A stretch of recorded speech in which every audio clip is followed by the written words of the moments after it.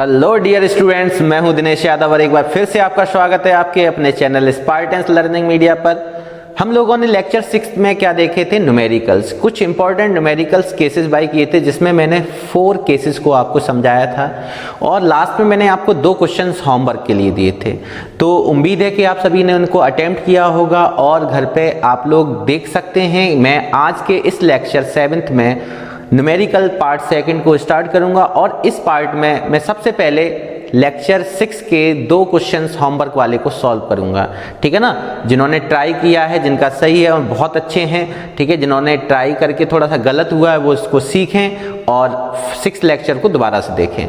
ठीक है। तो इस लेक्चर में न्यूमेरिकल्स में हम लोग पार्ट 2 के न्यूमेरिकल जो स्टार्ट करेंगे उसमें कुछ नए केसेस भी होंगे और कुछ नए केसेस के साथ साथ आपके मिसलेनियस क्वेश्चंस भी होंगे। ठीक है ना। चले देखें अपने क्वेश्चंस को। देखें पहले क्वेश्चंस को हम लोग सॉल्व करते हैं, होमवर्क के पहले क्वेश्चंस को।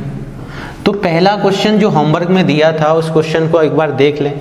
Iron second oxide has a cubic structure and each side of the unit cell is 5 angstrom if density of the oxide is 4 gram per centimetre cube. Calculate the number of iron oxide and iron ion and oxide ion present in each unit cell. देखिए सबसे पहले iron second oxide जो दिया है, iron second oxide.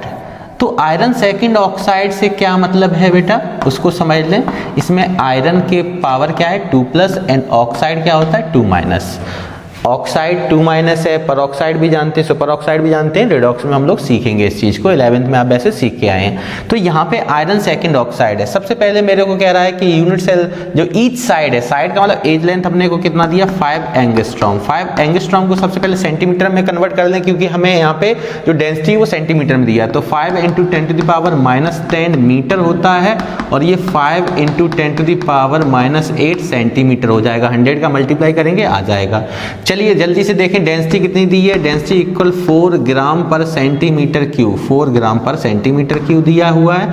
और यहाँ पे मेरे पास इस तरीके से हम लोग यहाँ से इसका, अब ये क्या आयरन ऑक्साइड का मॉलिक्यूलर मास निकलेगा।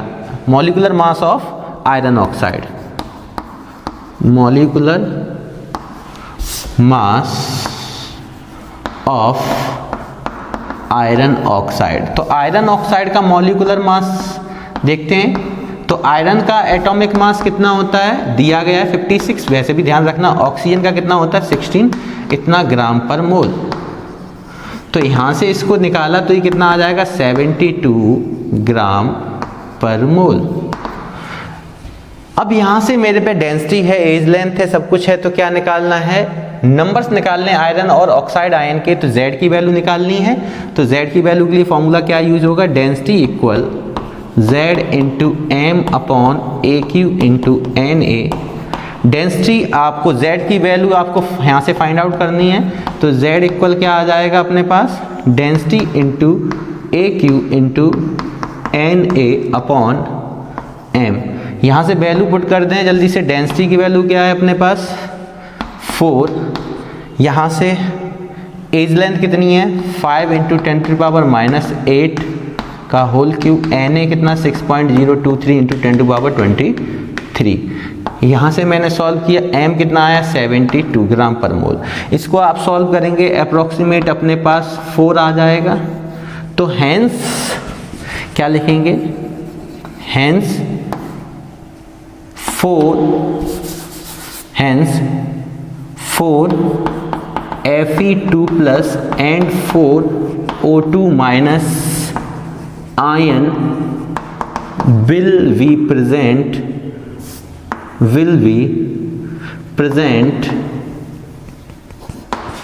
in each unit cell। ठीक है ना। ये पहले का क्वेश्चन का आंसर है। मैं इसको रफ कर रहा हूं, जल्दी से देखें। ठीक है, स्क्रीनशॉट ले सकते हैं आप लोग। सेकंड क्वेश्चन की मैं बात करता हूं।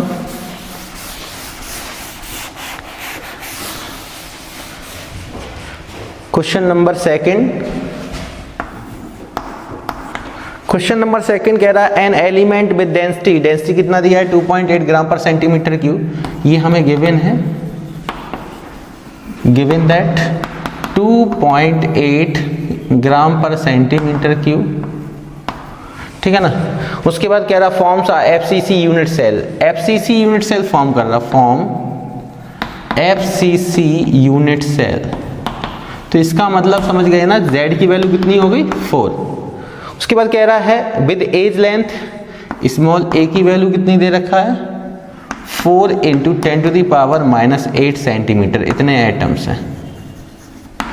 उसके बाद calculate the mass, molar mass. अब क्योंकि एलिमेंट है तो ऑब्वियसली ये एटॉमिक मास ही लिया जाएगा, ये कैलकुलेट करना है, ठीक है। जो भी आएगा वो ग्राम पर मोल में आएगा, ठीक है ना। और यहाँ पे हमारे पास एवोगाड्रो की वैल्यू हम लोग जानते हैं कितना होता है 6.023 × 10⁻23 एटम्स पर मोल। अब यहाँ से जल्दी से डेंसिटी का फॉर्मूला लगाते हैं। वी नो दैट क्या होगा बेटा, यहाँ से डेंसिटी इक्वल क्या होता है Z × m/AQ × Na। यहाँ से कैपिटल M निकाल लो, देयरफॉर क्या हो जाएगा dAQ Na अपॉन क्या आ जाएगा Z। तो यहाँ से वैल्यू पुट करो, D की वैल्यू डेंसिटी कितनी दी है, डेंसिटी की वैल्यू 2.8, ठीक है ना।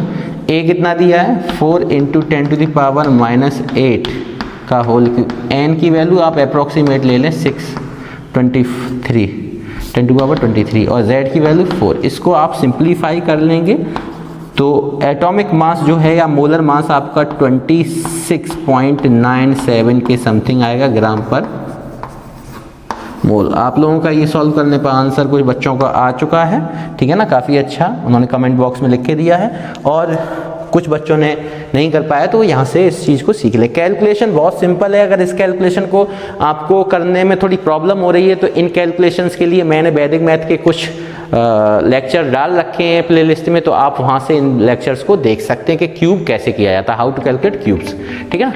जल्दी से इसको नोट करें, मैं रफ कर रहा हूँ।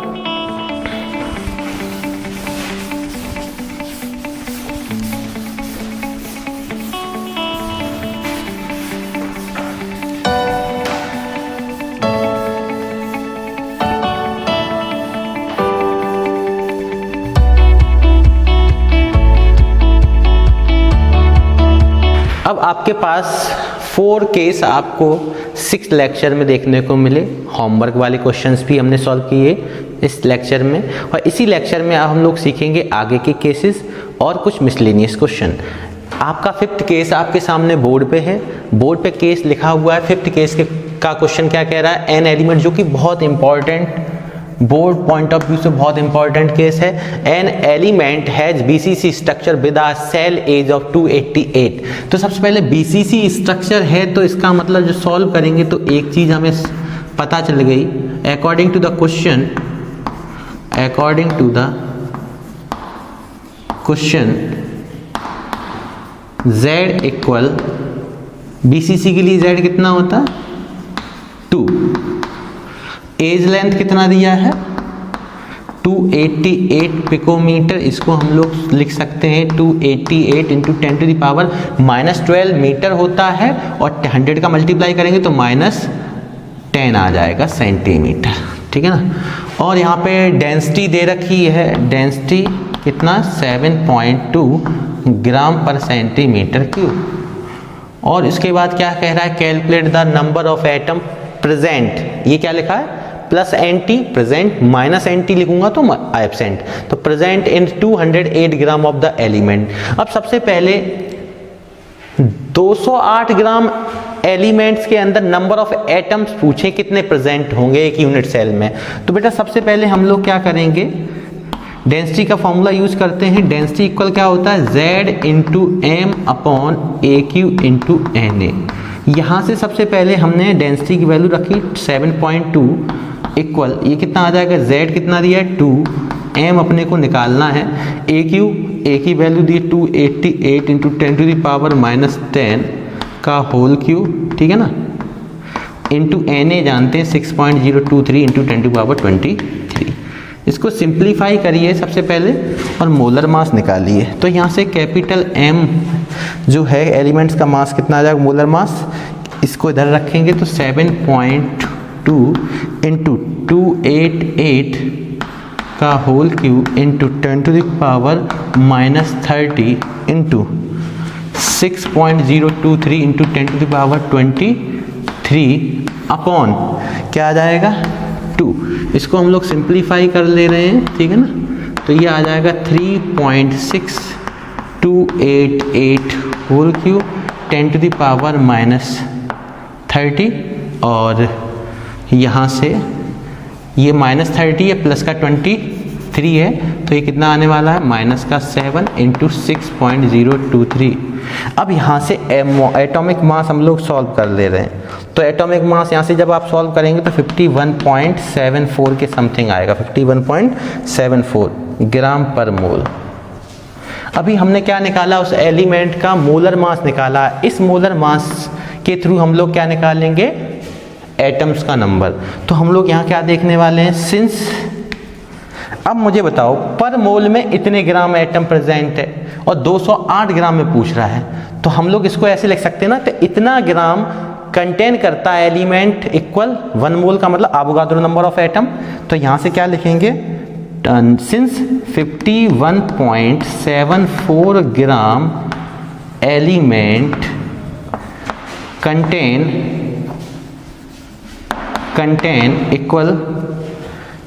इक्वल क्या लिखेंगे, पर मोल का मतलब एवोगाड्रो नंबर 6.023 इंटू 10⁻23 एटम्स।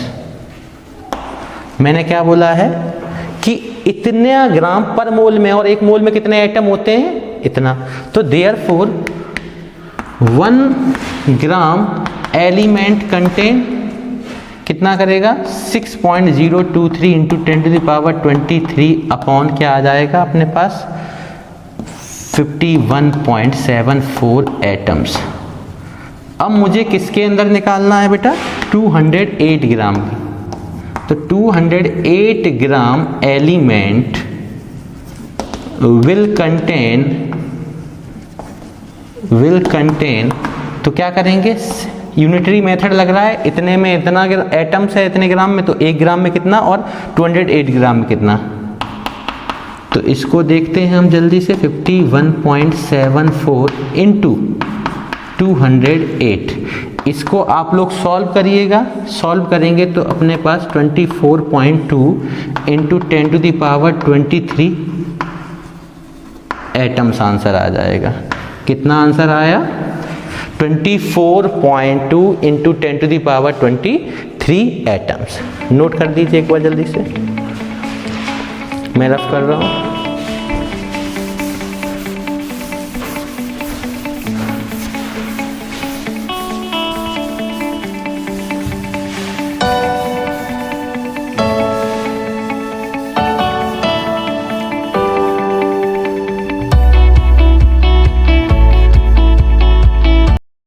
देखें 6 केस का क्वेश्चन जो है, 6 केस का एक क्वेश्चन इंपॉर्टेंट, बहुत ज़्यादा इंपॉर्टेंट है, ठीक है ना। इस पे बच्चा 12th क्लास में बोर्ड से पहले बहुत कम लोग इसको क्वेश्चंस को करके जाते हैं। क्वेश्चंस कैसे अच्छा है वो खुद ही अभी पता चलेगा। कह रहा है the density of the copper metal is 8.95 gram per centimetre cube if the radius of copper atom is 127.8 picometre. Is the copper unit cell a simple cubic, a body centred cubic और a face centred cubic. Molar mass दिया है और Avogadro number. केवल और केवल मेरे को क्या गिवन है, जल्दी से मैं इसको सॉल्व करने की कोशिश करता हूं। जल्दी देखें, गिवन दैट बेटा डेंसिटी कितनी दी है, डेंसिटी दी है 8.95 ग्राम पर सेंटीमीटर क्यूब। उसके बाद हमें रेडियस ऑफ कॉपर दिया है, कितना दिया है 127.8 पिकोमीटर। इसको सेंटीमीटर में कन्वर्ट कर लें, 127.8 10⁻⁻12 मीटर होगा और 10 सेंटीमीटर हो जाएगा। और उसके बाद हमें एटॉमिक मास दिया हुआ है 63.5 ग्राम पर मोल, ठीक है ना। और एवोगाड्रो की वैल्यू भी पता है 6.02, क्वेश्चन में इतना दिया तो इतना सॉल्व लेके चलते हैं, एटम्स पर मोल। बेटा सबसे पहले हमें यहाँ से क्या निकालना क्या है, अपने को ये बताना है कि इतने डाटा के थ्रू कि ये जो सॉलिड है वो क्रिस्टलाइज किस फॉर्म में हो रहा है, क्या ये सिंपल क्यूबिक लैटिस स्ट्रक्चर को में है या बीसीसी में है या एफसीसी में है। तो इसके लिए अपने को या तो Z आना चाहिए, और Z पता करने के लिए हमें D आना चाहिए, M आना चाहिए, Na आना चाहिए और A आना चाहिए। अब यहाँ स्मॉल a नहीं दिया है। अगर मैं अगर फॉर्मूला यूज करूं, डेंसिटी वाला फॉर्मूला क्या होता है, सिंस D इक्वल क्या होता है Z into M upon a Q into Na। अब गौर से देखिए, अगर मुझे कहीं से Z पता चल जाए तो मैं बता सकता हूं कि ये क्रिस्टल कौन सा है, सिंपल है BCC FCC। पर Z पता होने के लिए मुझे A Na M D सब पता होना चाहिए, पर यहाँ पे A नहीं पता है। अब बच्चों के मन में तुरंत आया होगा सर A नहीं पता है तो AR के रिलेशन से A निकाल लो। पर AR के रिलेशन से A कब निकलता है, जब हमें पर्टिकुलर सिस्टम के बारे में पता है कि वो BCC है, FCC है या सिंपल है, तो हम उसका रिलेशन लगा सकते हैं। अभी तो यही क्लियर नहीं है कि ये कौन सा क्रिस्टल है, किस अरेंजमेंट को ये अरेंज कर रहा है, किस अरेंजमेंट में अरेंज किया गया है। तो सबसे पहले मुझे A पता ही नहीं है और R की हेल्प से हम निकाल भी नहीं सकते हैं, क्योंकि अभी हमें जब तक AR का रिलेशन तब लगाते हैं, जैसे किसी का पता है कि ये भाई BCC है तो हम AR का रिलेशन लगा लेंगे FCC पर। यहाँ तो पूछा गया कि है क्या, तो इस केस में हमें और दूसरा क्या कैसे निकाल सकते हैं, जल्दी से देखें। इसमें मेरे पास डेंसिटी है, डेंसिटी कितना है 8.95 इक्वल में Z नहीं पता है, M पता है 63.5, ठीक है ना। और मैं यूनिट साथ में रख रहा हूँ, ये ग्राम पर सेंटीमीटर क्यूब है। Z नहीं पता है, M पता है कितना है 63.5 ग्राम पर मोल अपॉन में यहाँ पे A नहीं पता है कि Na 6.02 into 10 to the power 23 atoms per mole. अब यहाँ से पर मोल कैंसिल हो जाएगा, ग्राम से ग्राम कैंसिल हो जाएगा, और यहाँ से मेरे पास किसकी वैल्यू मैं निकाल सकता हूँ Z अपॉन ए क्यू की। तो now therefore Z upon a cube कितना आएगा 8.95 into 6.02 into 10 to the power 23 upon 63.5। अब ये चीज़ इधर गया है तो एटम्स अपॉन सेंटीमीटर क्यूब, ये आया एटम्स और सेंटीमीटर क्यूब। अब बेटा यहाँ से क्या ऐसा करें जिससे मुझे नेचर पता चल जाए कि ये है क्या। तो now we will use packing efficiency. Packing fraction या पैकिंग इफिशियंसी क्या होती थी, पैकिंग इफिशियंसी अगर हम देखेंगे तो पैकिंग इफिशियंसी का फॉर्मूला क्या होता था, बताएंगे आप जल्दी से।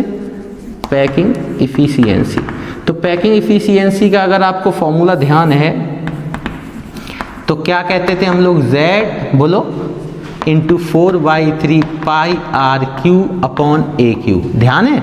और इस फॉर्मूले में अगर Z अपॉन ए क्यू की वैल्यू यहाँ पे ऊपर वाली इक्वेशन से पुट कर दो, from equation first and second, from equation first and second, तो बताओ बेटा क्या आ जाएगा। Packing efficiency Z upon a cube की वैल्यू कितनी है 8.95 into 6 into 6.02 into 10 to the power 23 upon 63.5। अब बात आती 4/3, एक कांस्टेंट वैल्यू है, पाई की वैल्यू 3.14 होता। R रेडियस गिवन है, यस गिवन है, कितना 127.8 इंटू 10 टू द पावर -10, इतना गिवन है। इसको आप सिंप्लीफाई करिए, सिंप्लीफाई करने के दौरान आप क्या पाएंगे कि ये अप्रोक्सीमेट 74% आया, 74%। सो solid crystallises in FCC crystal structure, FCC crystal structure. तो ये किस टाइप का क्रिस्टल स्ट्रक्चर बनाएगा, FCC टाइप का, ठीक है। एक बार मैं रफ कर रहा हूँ, आप इसका स्क्रीनशॉट ले लें।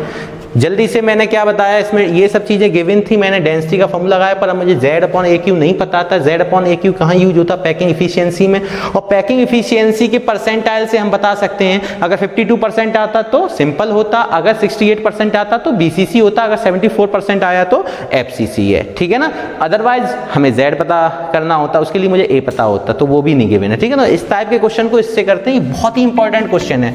चलिए मैं रफ कर रहा हूं।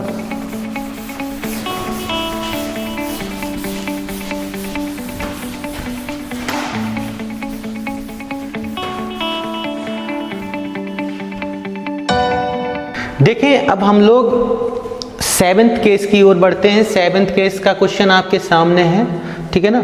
Copper crystallises in FCC lattice and has the density of 8.930 gram per centimetre cube at 293 kelvin, calculate the radius of copper atom. इस टाइप के क्वेश्चन में आपने देखा यहाँ पे हमें एटॉमिक मास गिवन नहीं है, कॉपर है तो हमें पता होना चाहिए 63.5 ग्राम पर मोल।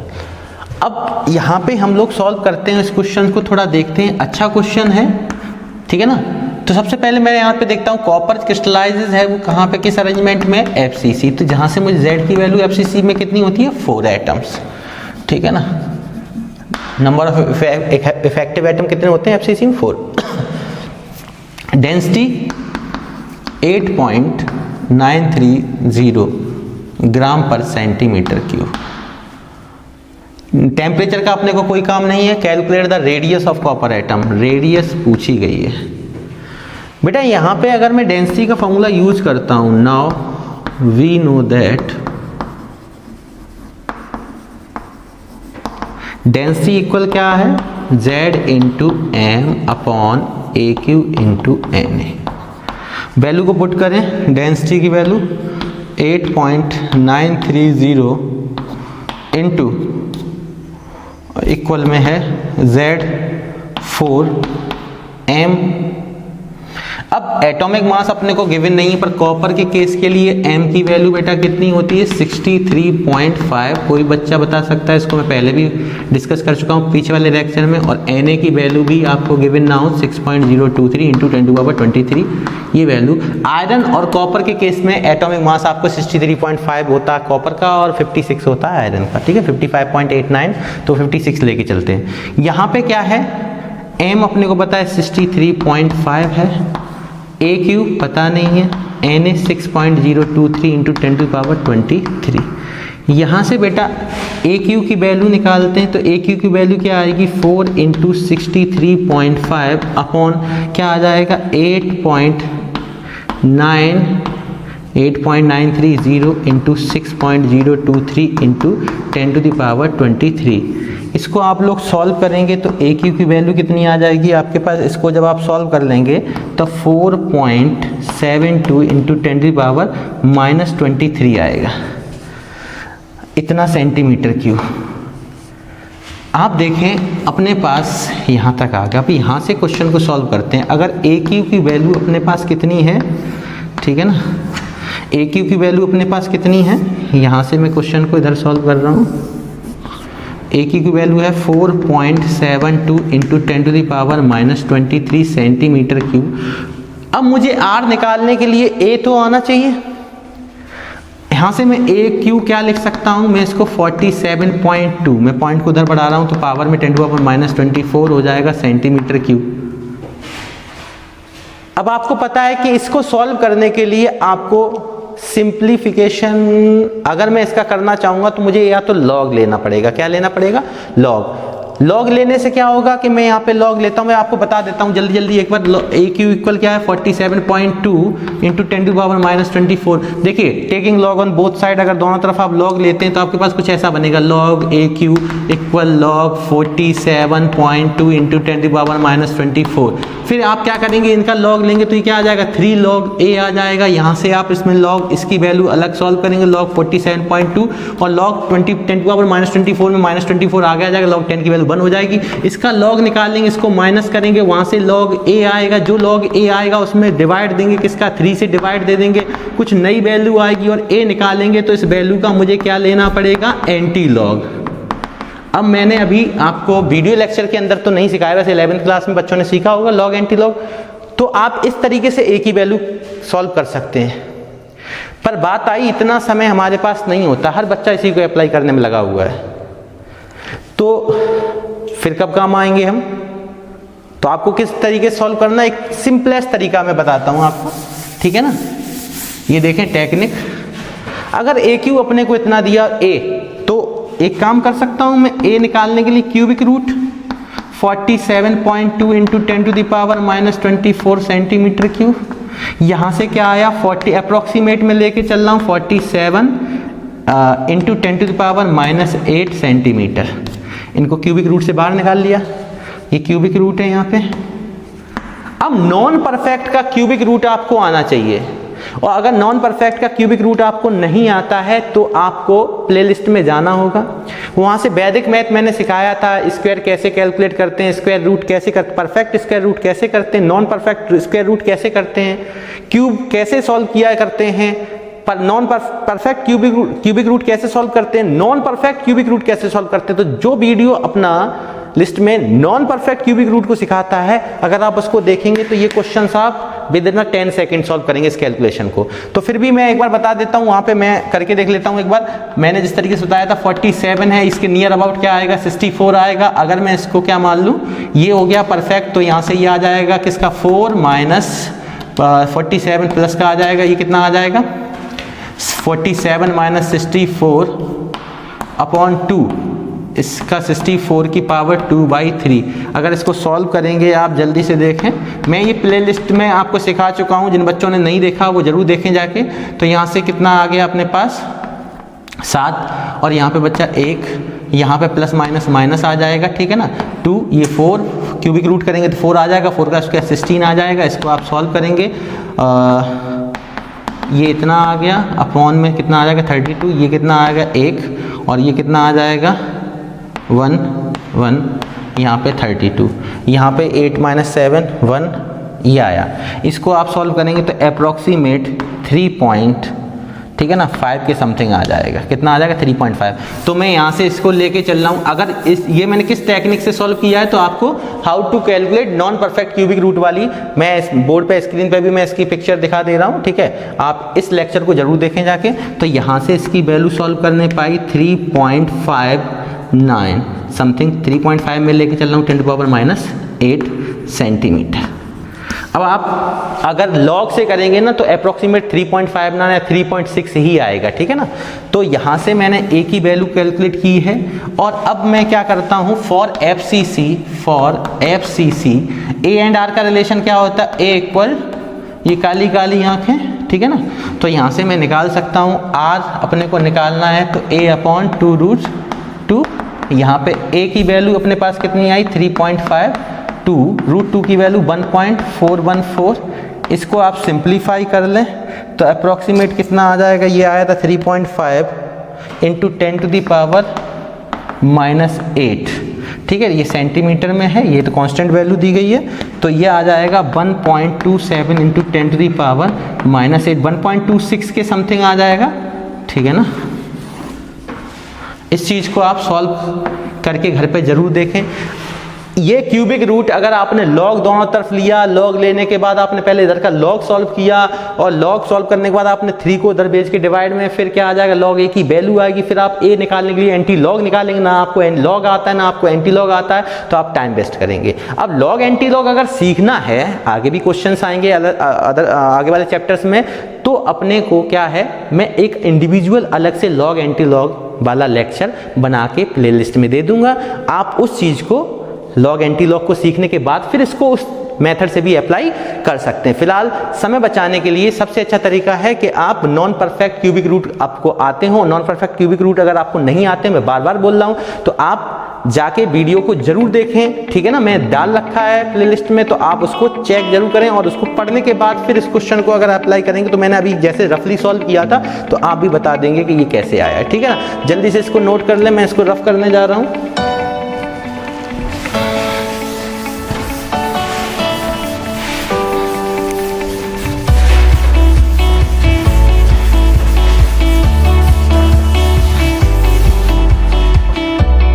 अब देखें आपके सामने एक क्वेश्चंस मैंने लिखा है, जो बहुत इंपॉर्टेंट क्वेश्चन है, बोर्ड में भी कईयों बार अभी तक के जितने भी क्वेश्चन कराए कोई ना, बोर्ड में उसी टाइप के क्वेश्चंस आते हैं, ऐसा कुछ नहीं है, पर ये क्वेश्चंस भी आया। और ये क्वेश्चंस जो मैंने पहले भी कराए हैं उन क्वेश्चंस में से भी बहुत सारे क्वेश्चंस आपको एनसीईआरटी में मिल जाएंगे। जैसे एनसीईआरटी में सॉलिड स्टेट के अंदर बहुत कम क्वेश्चंस दिए गए हैं।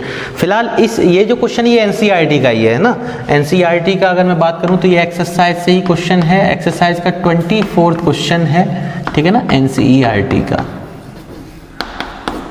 तो इस क्वेश्चन के अंदर दो पार्ट हैं। इस क्वेश्चन में देखें, पहला पार्ट क्या कह रहा है, what is the length of the side of the unit cell. तो पहले क्वेश्चन क्या कह रहा है, crystallise in a cubic close packing, CCP, cubic close packing structure, radius of the atom in the metal, radius कितना दी, CCP या मैं बताऊं एफसीसी एक ही चीज है, ठीक है ना, ये ध्यान रखना, सीसीपी और एफसीसी। अभी सीसीपी क्यूबिक क्लोज पैकिंग भी में हम लोग जब हम लोग क्या पढ़ेंगे, क्लोज पैकिंग पढ़ेंगे, क्लोज पैक्ड स्ट्रक्चर वाली थ्योरी पढ़ेंगे तो हम इस चीज़ को आपको बता देंगे, ठीक है ना। तो यहाँ पे क्या है, रेडियस अपने को गिवन है, कितना गिवन है 125 पिकोमीटर, ठीक है। यहाँ पे मुझे एज लेंथ पूछी गई है तो जरूरी नहीं कि मैं इसको कन्वर्ट करूँ, ठीक है ना। तो यहाँ से फॉर एफसीसी ए इक्वल क्या होता है 2√2r, ठीक है ना। और यहाँ पे अगर मैं बात करूँ 2√2, r की वैल्यू कितनी है 125 पिकोमीटर, तो यहाँ से 2√2 की वैल्यू कितनी होती है 1.414 125 पिकोमीटर। इसको सॉल्व कर लो, 125 दूनी 250 का मल्टीप्लाई 1.414 पिकोमीटर, ये आपका कितना आ जाएगा 353.6 पिकोमीटर आ जाएगा। ये वाला पार्ट आसान था, मिसलेनियस टाइप का क्वेश्चन है। इस वाले पार्ट में थोड़ा लॉजिक है। कह रहा how many unit cells are there in 1 centimetre cube of aluminium, aluminium के 1 सेंटीमीटर क्यूब में कितने एल्यूमिनियम के 1 सेंटीमीटर क्यूब में कितने यूनिट सेल्स प्रेजेंट हैं, हाउ मेनी यूनिट सेल्स। एक चीज बता यार, जैसे हम छोटे पे क्वेश्चंस करते थे, है ना, छोटे पे क्वेश्चन मेंसुरेशन करते थे, जैसे मान लो कोई रूम है रेक्टेंगुलर शेप में है तो उसका क्या हमें वॉल्यूम गिवन है, और अगर एक ब्रिक मतलब ईंट का वॉल्यूम अगर हम लोगों को पता है तो वहाँ से हम ईंटों की संख्या मतलब नंबर ऑफ ब्रिक्स निकाल लेते थे। वैसे ही इसको निकालना है, यूनिट सेल्स की संख्या निकालनी है, तो हम यहाँ पे क्या लिखेंगे, नंबर ऑफ क्या पूछा, how many units are there in 1 centimetre cube, number of unit cells in 1 centimetre cube. 1 centimetre cube में कितने नंबर ऑफ यूनिट सेल होंगे ये पता करना है। तो कैसे करेंगे, टोटल वॉल्यूम,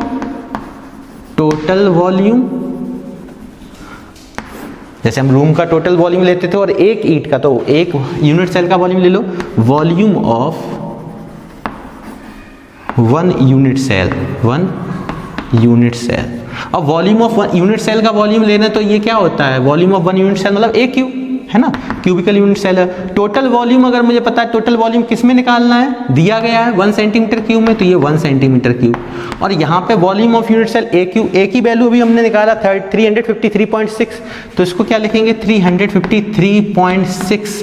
पर ध्यान देना यहाँ पिकोमीटर में, यहाँ सेंटीमीटर में है, तो पिकोमीटर को मीटर में करेंगे 10⁻12 और इंटू 100 10⁻10, इतना सेंटीमीटर और इसका क्यूब।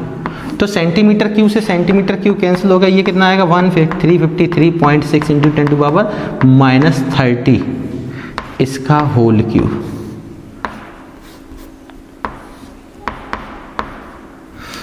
और सेंटीमीटर क्यूब कैंसिल हो जाएगा, ठीक है। तो इसको हम लोगों को सॉल्व करना है 1/353.6। अगर यहाँ पे क्यूब को सॉल्व करना नहीं आता है तो हम लोग क्यूब वाला वीडियो देख लेंगे, ठीक है ना, वहाँ से क्यूब आसानी से आप सीख सकते हैं। तो जैसे ही आप इसको सॉल्व करेंगे तो ये 2.254 इंटू 10⁻, जैसे ही आप इसको सॉल्व करेंगे तो अपने पास इतने यूनिट्स आ जाएगा, यूनिट सेल्स, ठीक है। एक बार फिर से मैं देख लेता हूँ, टोटल वॉल्यूम टोटल दिया गया 1 centimetre cube, volume of unit cell A cube होता है, ए की वैल्यू अगर इतनी है यहाँ से देखेंगे 10⁻10 सेंटीमीटर आ जाएगा। इसको सॉल्व किया, -30 सेंटीमीटर क्यू से सेंटीमीटर क्यू कैंसिल हो गया, 1/ ये वैल्यू। जब इसको सिंप्लीफाई करोगे तो आपका नंबर ऑफ यूनिट सेल जो आएगा, नंबर ऑफ यूनिट सेल वो कितना आएगा 2.2 इंटू 10⁻22 यूनिट सेल। इसको सिंप्लीफाई करना, पहले इसका क्यूब करना, उसको ऊपर ले जाके सॉल्व करेंगे तो आपका ये आ जाएगा, ठीक है ना। अब हम लोगों को केसेस के न्यूमेरिकल हो चुके हैं। मैं इसी लेक्चर में आपको एक पेज दिखाई दे रहा होगा जो न्यूमेरिकल्स लिखे हुए हैं इस पेज में। ये सभी न्यूमेरिकल्स की स्क्रीनशॉट ले लें आप जल्दी से, और इन सभी न्यूमेरिकल्स को अब आपको घर पे बैठ के करना है। अगर घर पे बैठ के आप इसके 80% क्वेश्चंस अटेम्प्ट कर रहे हैं, इसका मतलब आप मन से पढ़ रहे हैं। अगर कुछ क्वेश्चंस आपको नहीं आए तो आप कमेंट बॉक्स में पूछ सकते हैं, ठीक है ना।